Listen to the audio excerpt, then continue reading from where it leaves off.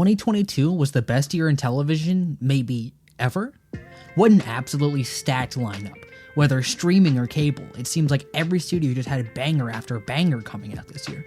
Whether it be the perfect sophomore seasons of Abbott Elementary or Reservation Dogs, the intense black comedy of breakout star The Bear, Atlanta's beautiful final season, the comic book surrealism of Peacemaker and She-Hulk, especially shows I didn't get to yet, like Severance, The White Lotus, and Andor. Never has the TV landscape felt so open, so creatively diverse and rife with opportunity. Shows blurring the lines between TV and film, sometimes blurring the line between TV and reality. And no one understood this more so than my favorite creative mind in the industry. Taylor Sheridan, the Yellowstone verse is ever growing, baby. Tulsa King, goated, Paramount Plus, sweep 2023. Oh my god, sorry. Okay. Okay, Nathan Fielder has been one of my favorite comedians for a long time. Everything that man touches turns to gold. I think Nathan For You is one of the funniest and most perfect TV shows ever created, and stands as a great meta-commentary on reality TV and performance art, even if unintended. The ideas Nathan presents led way to The Rehearsal, his latest project after executive producing the excellent How To with John Wilson. Hey! Not only does The Rehearsal explore the drama and eternal flaws of reality TV, but uses its format as a weekly TV show to build tension. Watching this show unfold week after week, straying further and further from its original premise was so captivating. The show's slow descent from oddball comedy to psychological drama probably put a lot of people off from the show. Those expecting a cringe comedy Nathan For You type reality show about strange and offbeat people turned into an exploration of the self, insecurities, desires, the nature of TV, human connection, religion, and the horrifying world of social anxiety. Following the show week to week left me feeling so conflicted. I wasn't against a serialized, overarching narrative as much as I loved the initial concept of the show.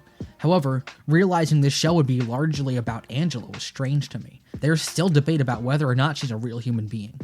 But after the initial realization and mixed bag of episode 3, Fielder released his magnum opus, the Fielder Method. Watching this episode for the first time literally left me soy-facing for the entire runtime. The premise is already interesting enough. Nathan needs more extras for his rehearsals, so he opens up his own specialized acting school. Already, the absurdity of what he's asking these actors to do is genius, having them stalk and recreate the most mundane activities of regular people. Going so far as to get them the actual jobs of their subjects is insanity. I love seeing all the different students and their work, and I hope these people were all compensated fairly. But the episode quickly shifts tones, with Nathan lamenting his single, lonely life. This sequence is genius to me. There's almost a menace to it. Nathan's unhinged stare and the underlying anger and frustration in his deadpan delivery, juxtaposed with his messy hair and the black and white toilet. It's comedy gold. My black and white toilet. The illusion was shattered. And it's so impressive how something so simple can be punched up so powerfully with editing. Nathan realizes he needs to understand his students to really perfect his method, but of course he's also tired of his own life. The slow pan and build up to Nathan in a blonde wig knocked me out for the first time I saw it. It's so many layers of meta, and using the rehearsal method for himself is just a tease of things to come. Nathan recreating the exit scene, being pressured into signing the release form, and possibly exploited by the executive character leads him to explore his students' anxieties. The change to the closer handheld camera, the harsher lighting, Nathan's internal dialogue as Thomas, it all comes together.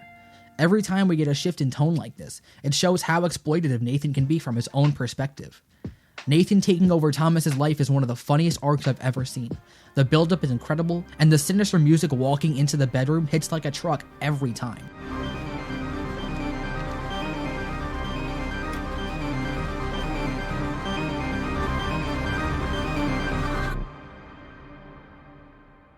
We see multiple times just how weird and almost threatening Nathan and his TV crew can be. The dyad of Nathan's point of view being played for laughs, but Thomas's being concerned is just cinema. But of course, after Nathan's power fantasy, we come home to the season-long arc. The time he spent away from a simulated home translates to years and years of simulated neglect. His fake TV son has grown into a teenager, and Nathan didn't take this into account. What does that mean for Angela? She seems pretty normal with him, but Nathan has to miss out on the growing? How is that fair? How realistic should the scenario play out? And how far does the rehearsal have to go? Now that he's only working with one fake son, Nathan has time to hash out his plan. How would neglecting a son for 10 plus years make him feel? What would realistically happen? Nathan asks Joshua, the actor playing Adam, to draw on real-life experiences from his friends without fathers and the effects it had on them. Joshua is such a team player, and he knocks it out of the park, especially with the initial anger. It's just so good. Look who decided to show up.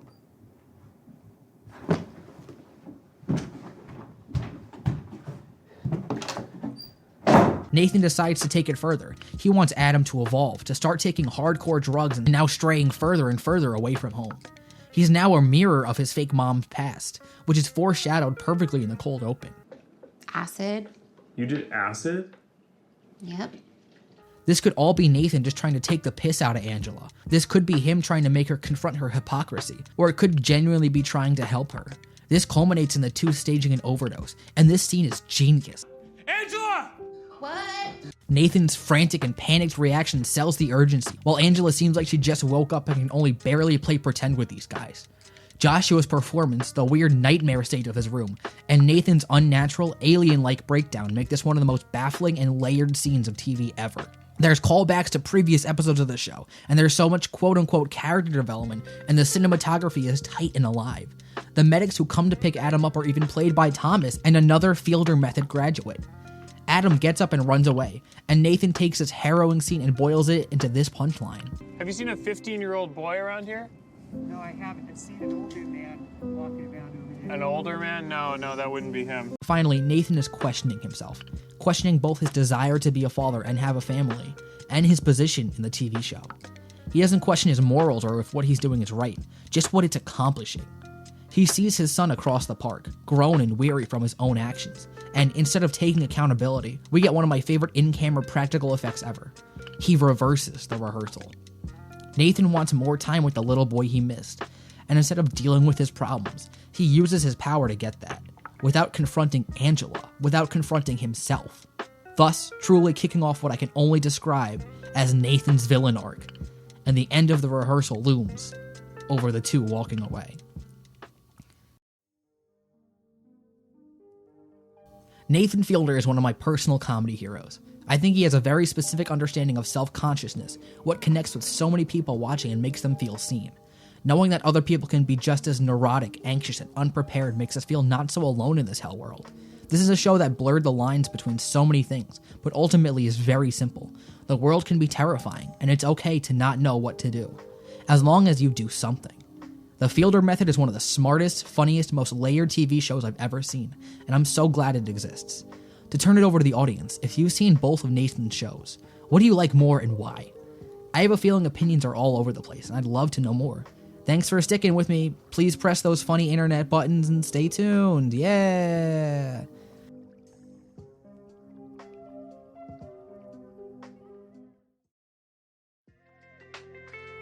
Welcome back to the fun zone.